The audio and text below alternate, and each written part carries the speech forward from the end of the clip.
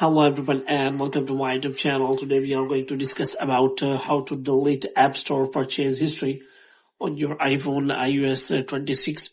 For example, if you have recently purchased something on the App Store and if you want to see the purchase history, or if you want to delete or clear that purchase history on your iPhone iOS 26, so how you can do that.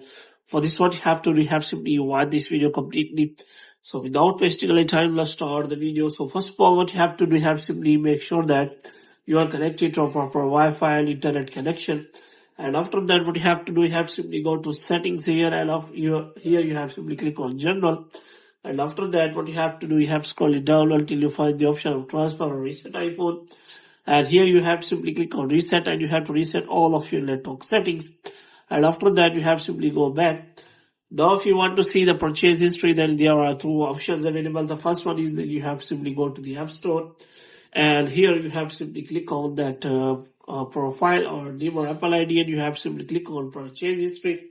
So here you will find all the history related to your purchase. You have simply, so here you can simply find all of your purchase history. So you can simply click on filters so that you can simply see which of the history you want to see. If you want to see your paid purchase history, or you want to see the free purchase you have done on the App Store. So you have to simply make sure about that. So in this way you can simply select the options. If you want to see the paid purchase history, then you can simply select that. And if you want to see the free, then you can simply, if you want to see the both, then there are also options available.